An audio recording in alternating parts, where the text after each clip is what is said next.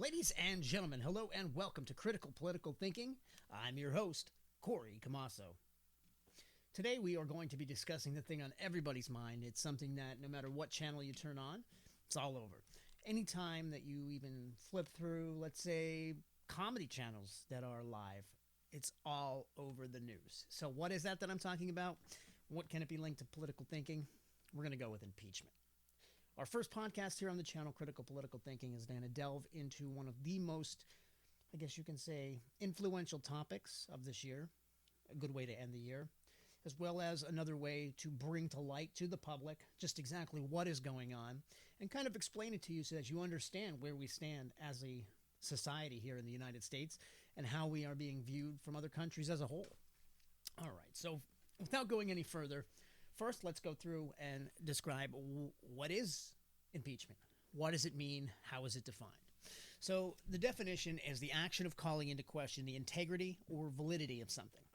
So that is your Webster's Dictionary definition. How does that relate to us today? Well, there is a United States political term, also known as impeachment, that is a variation of the definition, and that is simply a non-criminal charge of misconduct that would be made against the holder of a public office. Okay, so with that said, that means that basically you have any member of public office, including the presidency, you have Senate, you have Congress, any of those political offices all the way down through, street level.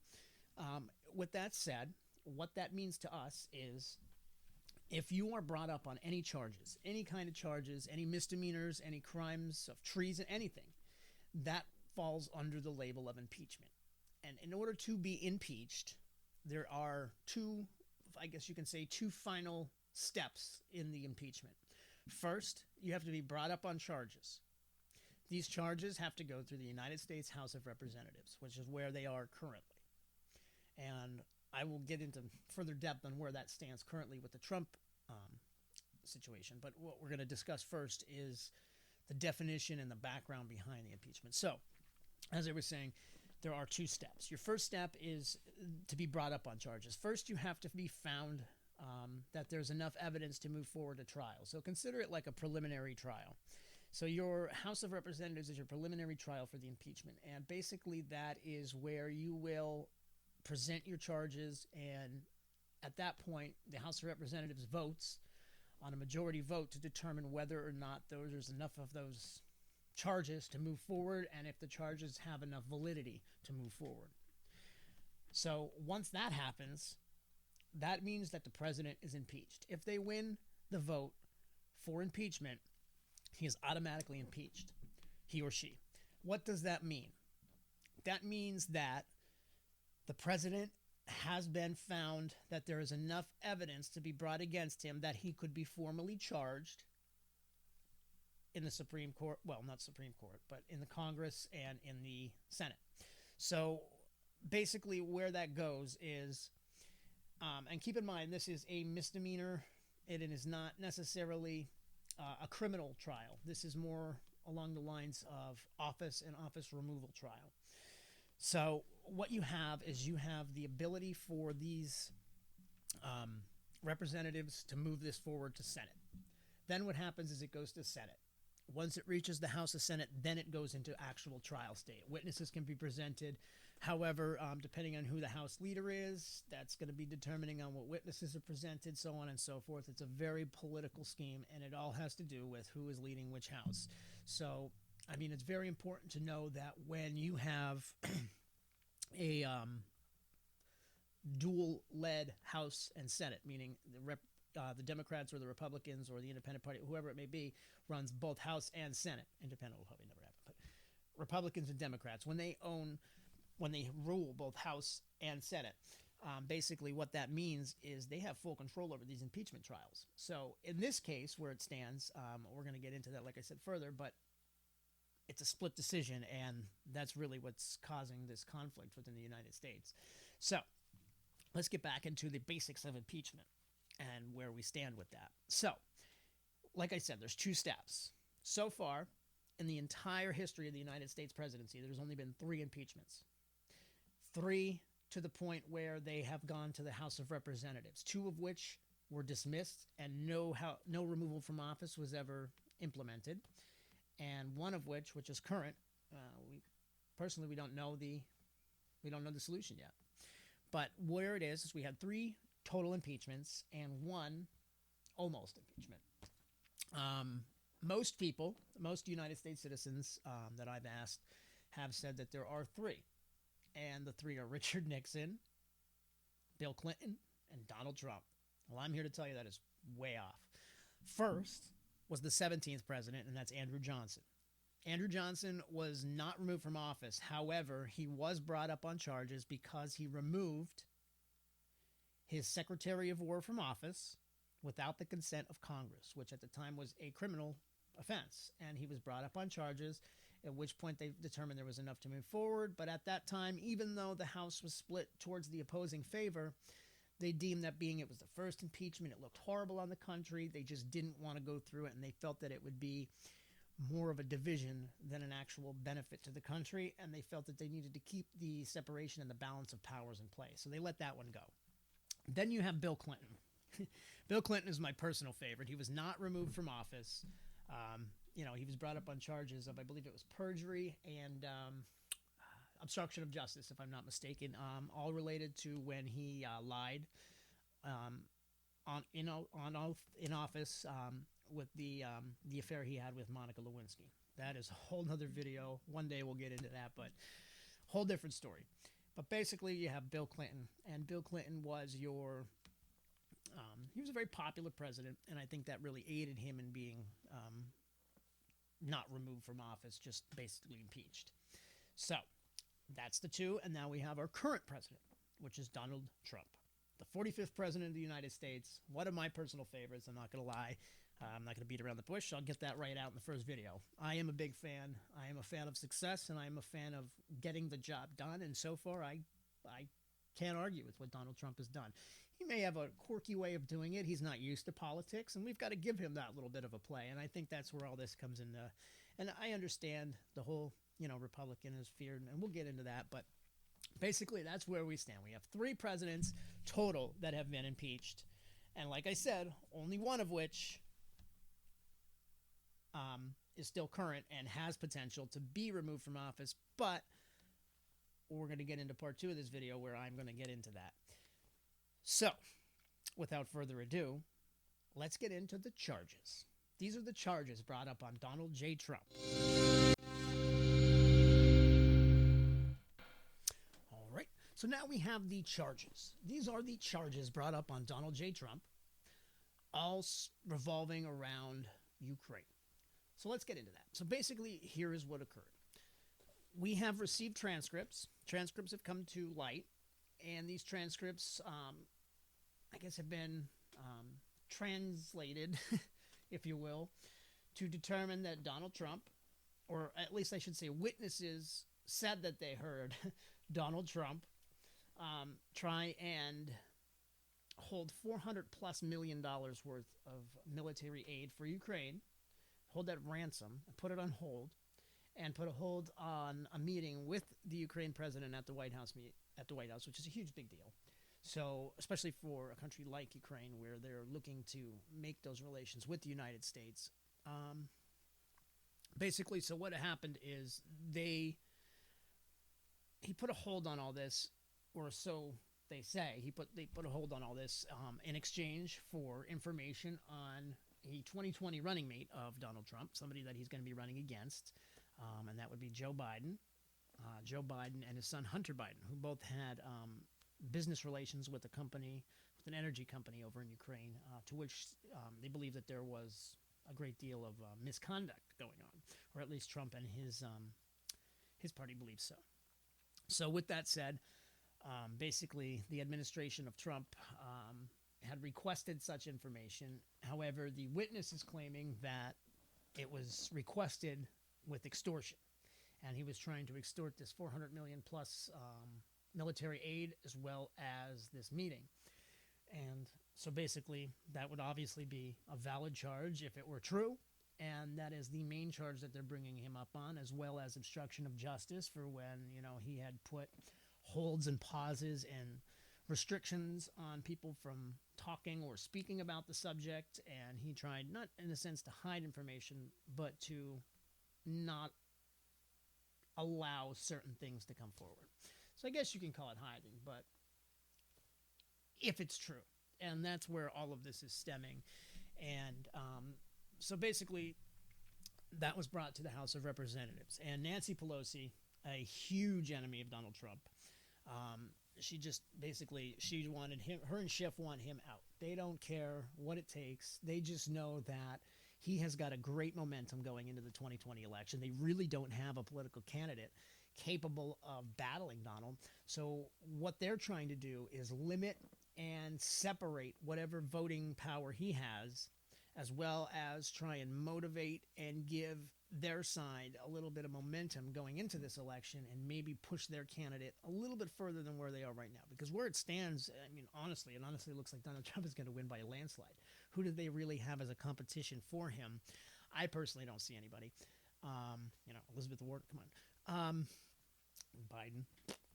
So basically what we have is we have, this situation where they are trying to use what they have, the House of Representatives, the only thing that they really control at this time, and trying to push forward their agenda by labeling and forcing this narrative into the public light. And it's really, it could do two things for Donald.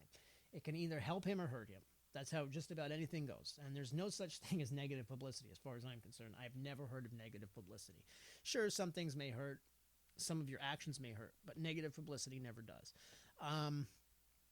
What it does is it brings your topic to light, and it can only aid you in finding more support. With that said, what you have is you have this president who has gone through great measures to do everything in his power to complete what he had promised. And in the first time in a long time, I see it happening. I mean, this economy is better than it has been in 50 plus years. You have the highest unemployment rate for whites and blacks going back. I couldn't even tell you because, every day it changes because it's constantly going up. Everything that he has done so far, the border wall, iffy.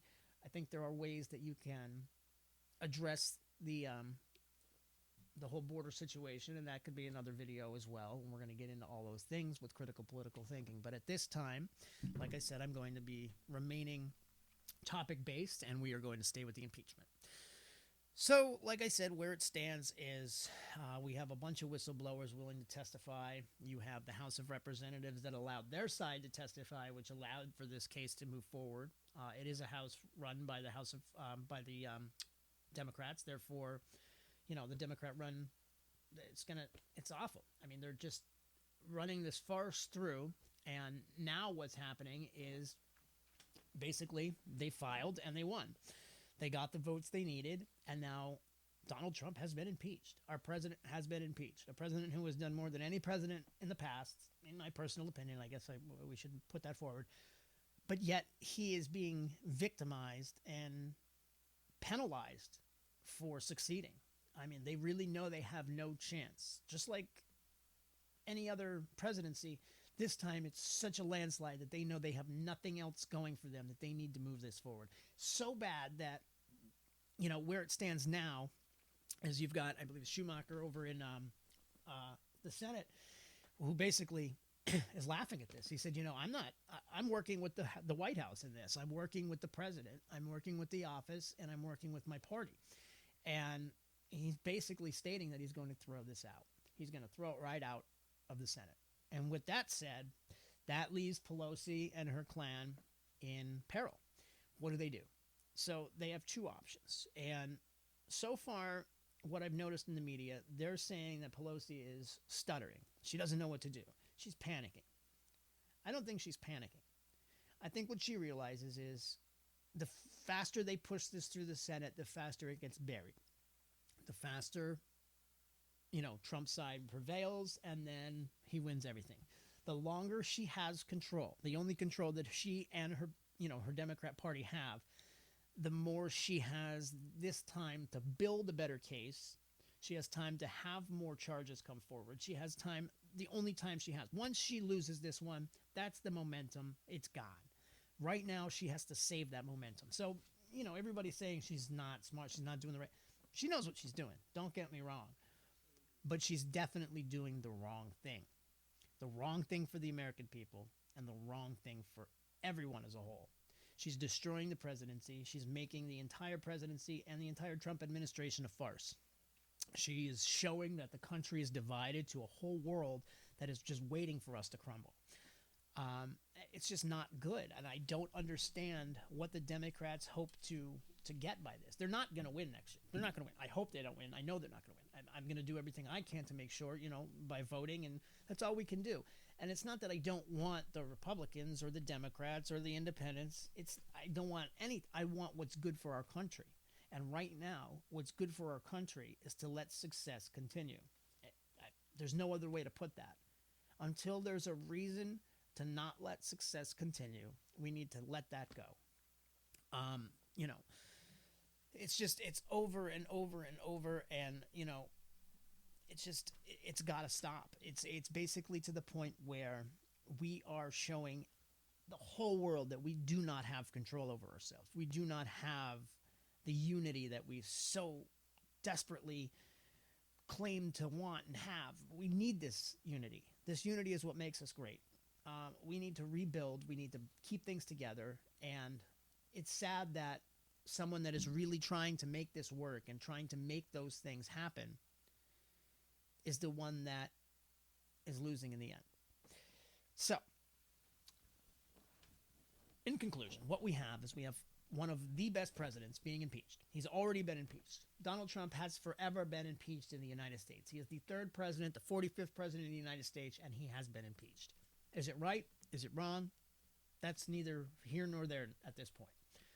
But what is here right now is the fact that this is going to continue. It's going to go on through at least end of January.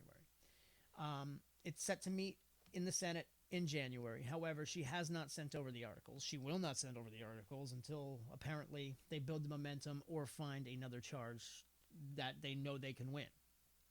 Sending it over right now is a loss. It's a lose-lose situation for them, and they know it. So as Americans, what we need to do and what we need to realize is what's going on.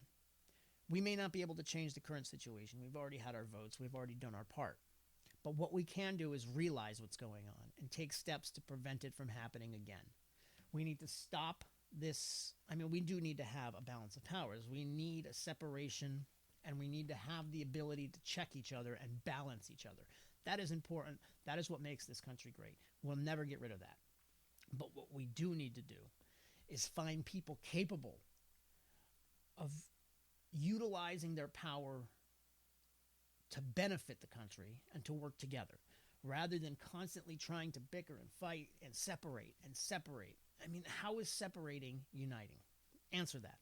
We stand united, yet everything seems separated. How is that possible? How is that right? Explain that to me. I can't get it, and I don't see how this impeachment is going to change that. I don't see how this impeachment is going to benefit anyone. So Nancy Pelosi, I've got a question for you. Schumer, I've got a question for you. What are you doing? Why? How is this benefiting our country? And what do you think you're going to get out of this? I'm curious. Do you think you're going to get the presidency? Because I don't.